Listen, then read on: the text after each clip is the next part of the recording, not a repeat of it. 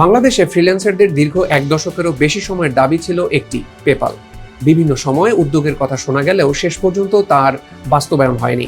গত 22 এপ্রিল জাতীয় সংসদে প্রধানমন্ত্রী তারেক রহমানের একটি ঘোষণা নতুন করে আশার আলো দেখিয়েছে।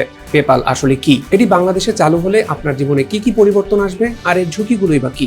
আজকের ভিডিওতে এই বিষয়গুলোই আমরা জানার চেষ্টা করব। পেপাল কি এবং কিভাবে কাজ করে? সহজ কথায়, পেপাল হলো একটি গ্লোবাল অনলাইন পেমেন্ট প্ল্যাটফর্ম বা ই ওয়ালেট।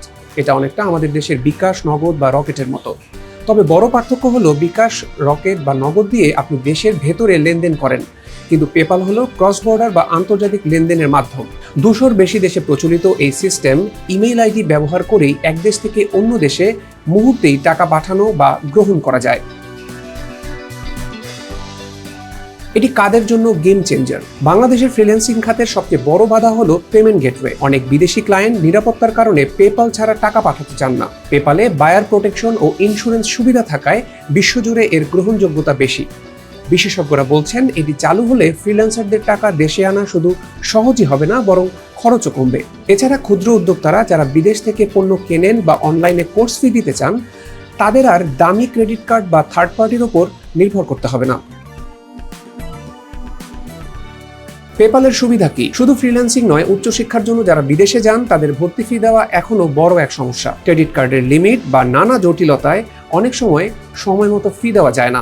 পেপাল এই প্রক্রিয়াকে পানির মতোই সহজ করে দেবে। এমনকি প্রবাসীরাও আরো দ্রুত, কোনো বাড়তি ঝামেলা ছাড়াই সরাসরি দেশে টাকা পাঠাতে পারবেন।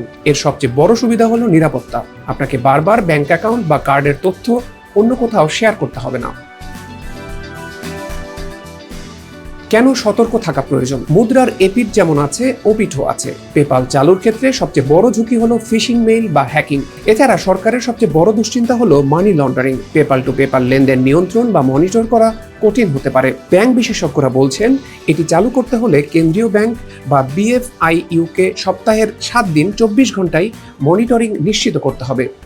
সঠিক রেগুলেশন ছাড়া এটি চালু করলে অপরাধমূলক কর্মকাণ্ড বাড়ার ঝুঁকি থেকেই যায়। সব বাধা পেরিয়ে পেপাল বাংলাদেশে আসার মানে হলো গ্লোবাল ডিজিটাল ইকোনমির সাথে আমাদের সরাসরি যুক্ত হওয়া। এটি শুধু একটি পেমেন্ট গেটওয়ে নয়, বরং বাংলাদেশের ফ্রিল্যান্সিং এবং আইটি খাতের জন্য এক নতুন সম্ভাবনা। আপনি কি মনে করেন পেপাল এলে বাংলাদেশের অর্থনীতির চিত্র বদলে যাবে? কমেন্টে জানান আপনার মতামত।